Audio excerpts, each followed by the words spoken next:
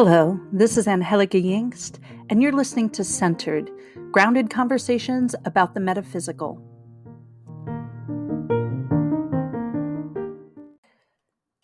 Hello, friends. It's Angelica Yingst with the Moon and Stone Healing and Centered.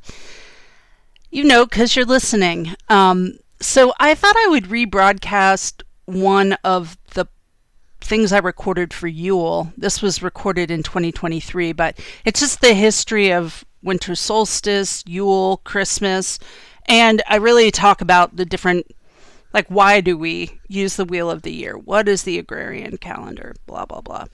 So I thought it would be interesting. I can kind of tell that I was, both using my notes, but just like riffing on it. So please send me an email, Angie@themoonandstone.com, if you want me to follow up on anything, like if I just mentioned something and then moved on, because all this stuff is just in my head, and sometimes I just talk about it. And I know with my ADHD, I do jump around a bit. So please let me know if you want me to expand. And I always take questions because I love doing Q&A episodes. I really think that would be my perfect job. Either advice columnist, travel writer, I would love that one too, or just answering questions about random shizzle that I have had a special interest in at some point, which is a lot, I'm just going to say. So, coming up on the podcast, we're going to be talking about visioning and the new year and the word of the year. So we're just going to kind of move into more New Year's kind of stuff.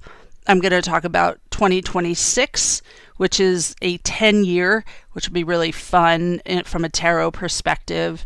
So a lot of these are coming up, but I wanted to really give you a foundation of what Winter Solstice is and what Yule is. And I hope you enjoy this episode.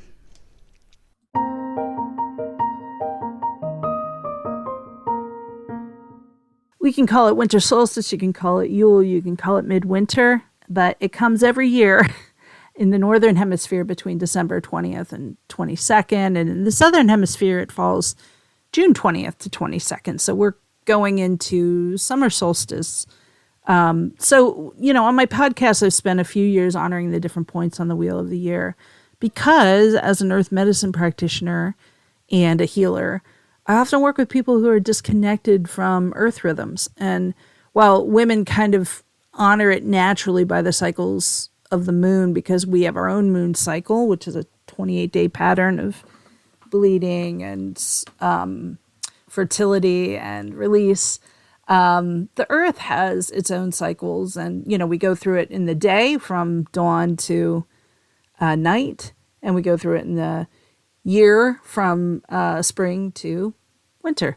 So the Wheel of the Year isn't necessarily something that people of previous generations or pagans would have thought of in the same heady space that we delineate things. It wouldn't have been there's these 8 festivals that we do, blah, blah, blah. It was just part of being a member of an agrarian society, meaning a society that relied on agriculture, relied on animals, had farms. Okay, so Gerald Gardner, the one who kind of created the Wiccan religion in the 50s, really combined multicultural equinox and solstice traditions within the traditional feast days. And in Celtic past, the pagan Celtics, and early European agriculture and pastoral celebrations. And he created the Wheel of the Year. And in many ways, the wheel is the earth cycle. We all know it. We all experience it. It shouldn't be something that's really difficult to catch on to because you already know what they are. They're the beginning of spring, the beginning of summer, the beginning of autumn, the beginning of winter. And then the cross-quarter holidays are the fire festivals. They're Imbolc, Beltane, Lunazda, and Samhain. They fall 6 weeks after the start of a new season. So they're the midway point. Now, they're kind of split into those two sections. So the 4 solar festivals are the solstices and equinox. They're marking the sun's change in the sky. Whereas the 4 cross-quarter or fire festivals are marking like kind of greater work within the society. Okay, that's why they're called the greater Sabbats, and the solar festivals are called the lesser Sabbats. So in the Wheel of the Year, we mark the seasons just a little bit differently. The cross quarter days are the start of the season. And even though from a scientific point of view, we know spring starts March 21st, when we think about the Wheel of the Year or like traditional pagan or agrarian society, they wouldn't had like, oh, this is the day, that it starts. They would have thought of it as Imbolc, which is February 1st, as the start of spring. Why? Because that's when the seeds start stirring under the earth. That's when the lambs were born. So the beginning of these festivals would have been honored by certain marks on the earth rather than, oh, this is the time. So like that, for example, Imbolc means ewe's milk. That's February 1st, February 2nd. This is the day that we would honor Bridget and the fire and the hearth. And also it's, Welsh for ewe's milk, meaning they marked it. They started this festival because the lambs were born, so that the sheep that they were herding and working with had babies, and suddenly they had milk. So that would have marked Imbolc. It wasn't that it was specifically on February 2nd. It was when the lambs were born that Imbolc happened. So same with Lammas, for example, or Lunazda, which is August 1st. That's the harvesting of the wheat. So when you started harvesting the wheat, that's when Lammas would be celebrated. Does that make sense? So when that happened, that was like, okay, now this is the start of like the harvest, the proper harvest, the harvest of the grains, the harvest of the veggies. So that would have been autumn, okay? Because summer is when everything's growing and getting bigger. And of course things are, you're harvesting a lot, you're foraging a lot, you're doing a lot of that stuff in summer. So there is a lot of gathering, but in autumn is when you would start that harvest. So that's kind of like the difference between the calendar that we, the scientific calendar of the seasons versus the pagan one.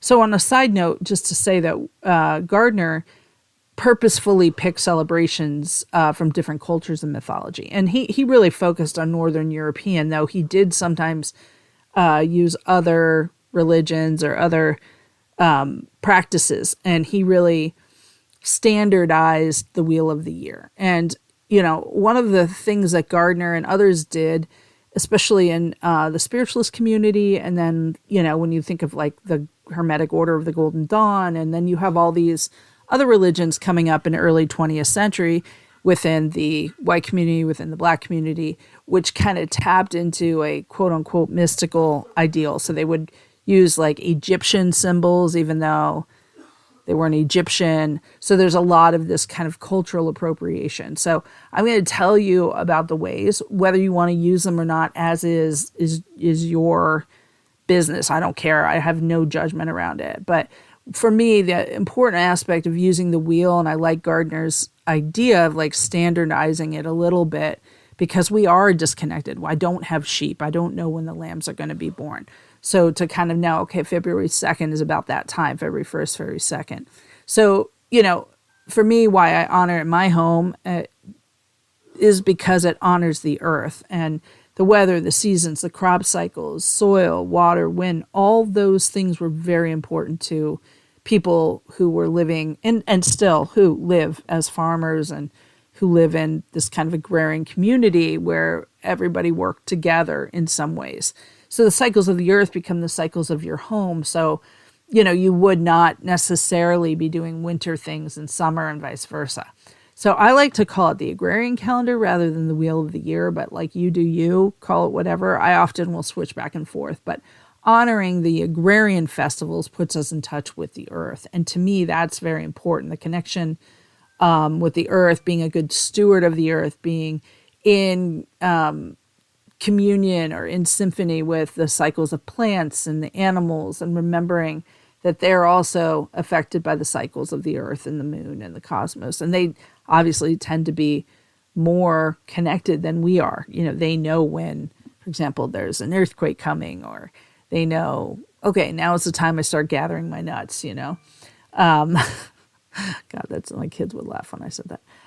We are influenced by the cycles of the earth, the moon, the cosmos. And so, the founding thoughts and religious cultural backdrops of the Sabbath are, interesting and important, but the essence of it, the kind of guts of it that I really think are important is showing us what kind of soul work and personal work can be most helpful at this time. Going inward might not work during harvest season because you need to be really outward and gather things and work with the community. So when I, tell stories to my children, the folklore, the mythology, I tend to use ancient Greek because that was a big part of my studies and in my degree in religion. But, whatever the stories are, stories of your family, stories of your own culture, stories that you were told by your grandparents, told from your grandparents told you, or your parents told you, those are the most powerful parts of ritual work and cycles. So I encourage you to listen. The stories of past Christmases can be a very valuable part of Yule. So when I teach you about the cycles, of course, I have a class already on cycles, and I'm writing a book and creating an oracle deck about this, because one of the things that I'm passionate about is connecting people to their own innate nature, their own earthen nature, their own nature, even the conversations about animal and nature, when you talk about the environment and blah, blah, blah, it's like we're separate from it. This is having a huge impact, I'm quoting, on the polar bears, for example, the ice caps melting and we see the polar bears swimming, we're not different than the polar bears. It has a huge effect on us. And so if you're motivated by the me and by the ego, and we are nature, we are earth, we are of the earth. So whether you are in a house or not, outside is important. Nature is important. The earth is important. And when you connect by looking at, being observant, what's happening around you, what's happening in this season, what's happening with everything, then you know what's happening with you. So if you're outside every day, you have this philosophy of life, that connects you. And I don't just mean walking from your house to your car. I mean going out and sitting down and connecting. So while many of us aren't farmers, we don't have to focus on those agricultural cycles for survival.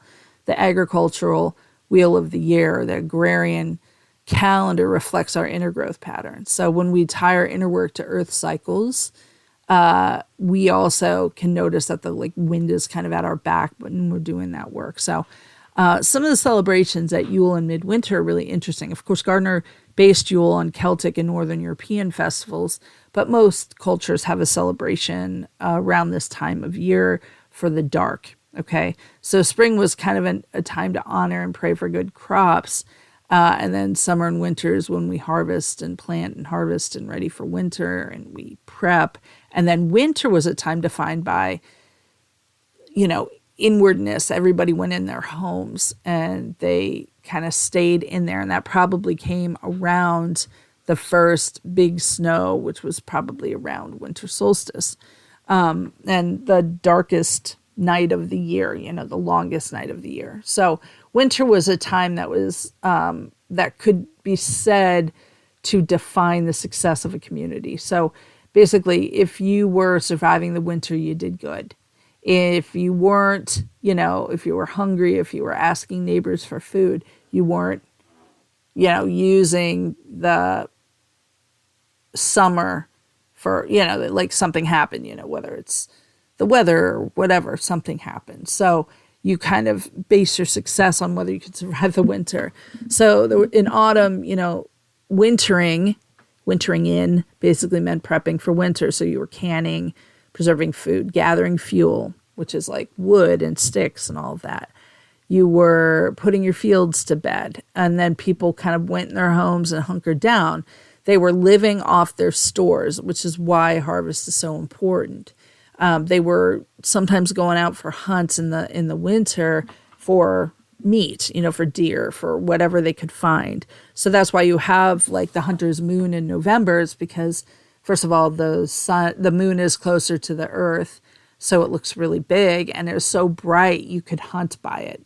And that's when people were hunting anyway. They were basically preserving food for the winter. And also, they would knit and sew and create tools and tell stories. This is when story time happened. So they would go to bed early and then stay in bed late so they could conserve their candles and their firewood. So food was something that was really important, obviously, but the arts become very important in the winter. It's kind of like the preparation work that you do for the rest of the year. So when you are in summer, you're planting and harvesting and weeding and feeding and doing all this stuff. You go 100 miles an hour.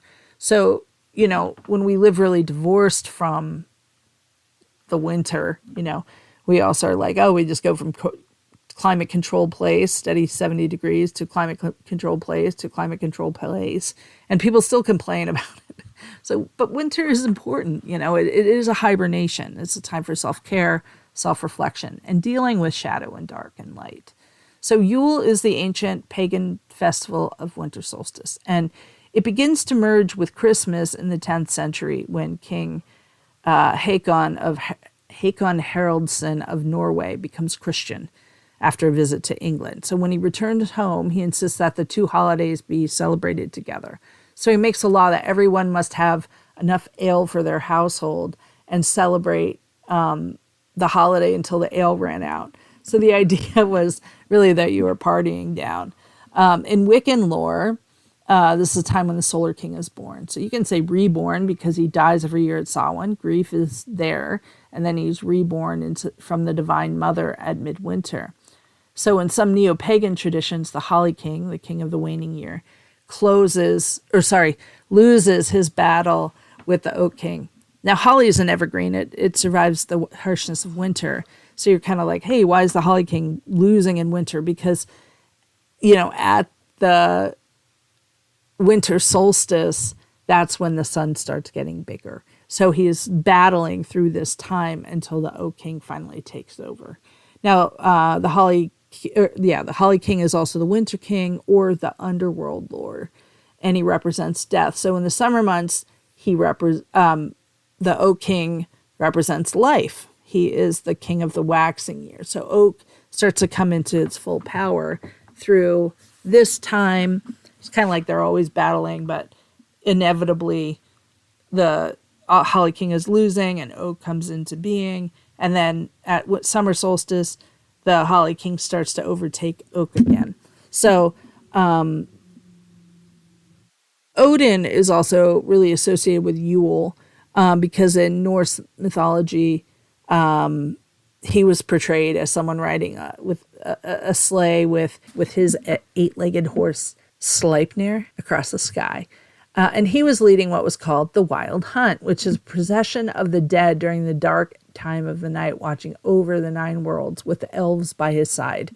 So very Santa-y. But then as Christianity took over in the northern areas, Odin kind of shapeshifted into Father Christmas or Saint Nick or whoever. And he rides a sleigh pulled by 8 reindeer across the sky, bringing presents to the children. The spirit of Santa Claus is really embedded in different traditions across a couple cultures. We see generous roots from the Scandinavians. So Yule is the Norse word for wheel, celebrating themes of like renewal and hope and triumph over light or triumph over dark. So the traditions are gift giving and ornaments and evergreens brought in, and the Yule log represents the embodiment of Father Sky, Odin, who would have been very present in these. So Santa Claus then sort of becomes one of the saints, and that's why they call him Saint Nicholas, because Nicholas was born in Patara in Turkey in 280 AD. So he's orphaned at a young age when his parents die. And then as he grows older, Nicholas kind of immerses himself into his faith. And when he learns that one of his older neighbors can't pay anything, and he's going to sell his daughters into slavery and blah, blah, blah. Nicholas gathers some of his family's gold and then disguises himself with a big cloak. And when he walks by or rides by, he throws in the package. And on the third time, the old man chases him down and recognizes him and thanks him profusely. But Nicholas instructs him to tell no one who he is. So Nicholas eventually becomes the Bishop of Myra. And after passing, the stories of his generosity begin to emerge. And he eventually is recognized as a saint. And he becomes the patron saint of children, of sailors, and of pawnbrokers. So by the mid-15th century, Greece, Germany, Belgium, Austria, Italy, and Switzerland all adopt Saint Nick as a patron saint. And so then around the Middle Ages, there are accounts of him visiting children on the eve of his feast day, which is December 6th. And then he climbs through the window and down chimneys in France and Western Europe. And he leaves gifts and shoes, but my kids' shoes would get smooshed. But in the north, he's spotted riding a large white horse, dressed in red and white, because those were the robes of the bishops. And so it's kind of like Odin as well, riding his flying horse. So, St. Nicholas' light is so bright, even the Protestant Reformation cannot put out his flame. But they really try. They tried to ban it. At some point, old folk demons from the Austrian Alps would go hand in hand in telling St. Nicholas's tradition. They would start talking about Krampus. So Krampus is the devil companion of St. Nicholas. And so he's believed to originate in Germany. Krampus was thought to have been part of the pagan rituals of Winter Solstice. According to the legend, Krampus is the son of Hel, the Norse god of the underworld. And with the spread of Christianity, then Krampus becomes associated with Christmas and the devil. And despite efforts by the Catholic Church to ban him, he is said to arrive the night before St. Nicholas's feast day, which they call Krampusnacht. And that's when St. Nicholas rewards the children by leaving presents. Krampus beats them if they're naughty. So in the morning, or sometimes he would eat them. He would also take them to hell. But in the morning, then they would wake to either see their gift or be told that, Krampus came to get them. But yeah, that's kind of what happened. So there is a festival of Krampus that still happens, and actually it's getting more popular. It's called Krampus Lauf. Krampus Lauf. It's the Krampus Run. And in this activity, which often involves alcohol, surprise, surprise, people dressed like Krampus will run through the streets, scaring people and chasing them and touching them. And it begins in the late 20th century. They start trying to preserve cultural heritage and reinventing these Krampus Laufs. And they're really popular right now. And I think some people are loving Krampus because it's kind of a reaction to commercialization. So, all right. So St. Nick takes on a lot of different faces. And of course, there's a lot of bans on Christmas.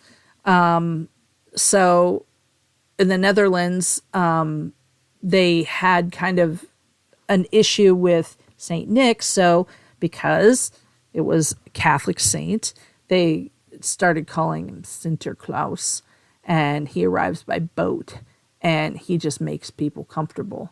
And eventually they kind of work together, some of the Catholics, and he ends up Kris Kringle ends up changing the name, St. Nick changes the name to Kris Kringle, and then his appearance takes some difference, and he kind of moves to America. So the Puritans ended their ban on Christmas in 1681, and then there's just Christmas kind of opens up, and Washington Irving publishes a book honoring the tradition of Sinterklaas, and then Santa Claus starts coming, and that's a good turning point for Santa.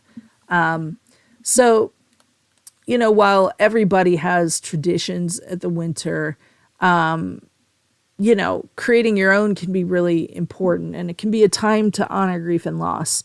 And I know I lost a lot of people in my family around Christmas and around Thanksgiving, between those two times. So this is a time for deep reflection and mirroring the dark, and kind of slowing down. And if you can always say no. That's a complete sentence.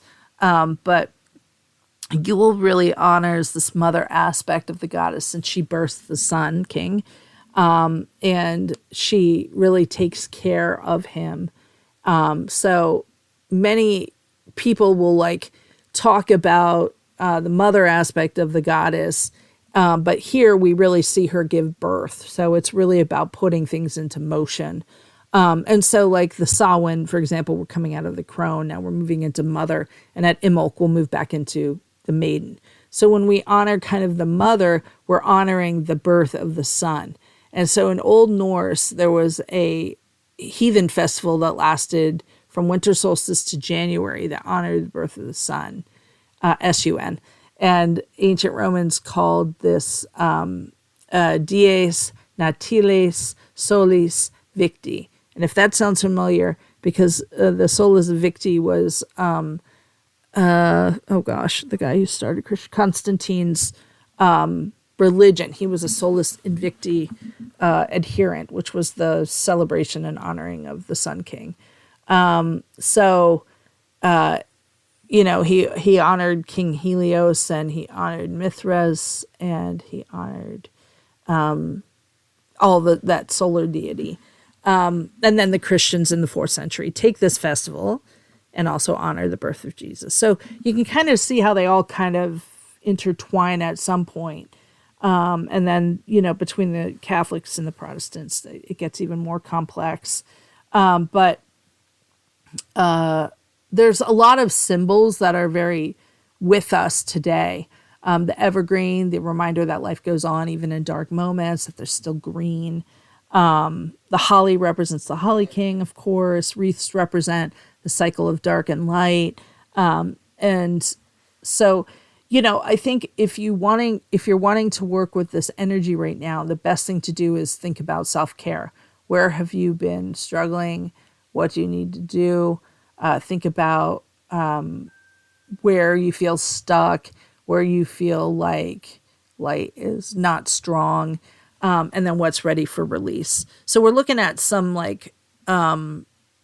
awesome deities and stones and stuff. The stone, of course, is garnet or ruby or selenite. We work with the sun god, or the mother aspect of the goddess. We work with Jesus and Mother Mary, and you can work with Green Man or Horn God or Saint Nicholas, Saint Lucy.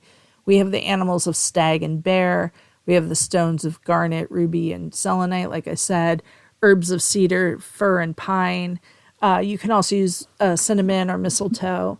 And, self-care is super important. So make sure you're nesting, getting enough sleep. Our activities are bonfire, burning of the witches' log, or the Yule log, release burning, meditation of the sun, or meditation in front of a fire, meditation on the darkness, and any rebirthing work that you feel like you need to do. So we're really honoring our return to light. So candles are welcome, and I hope you enjoyed this.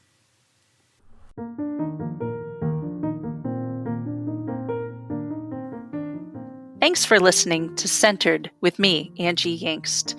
If you'd like to send me a question or comment about this show or any shows, you can send them to Angie@themoonandstone.com.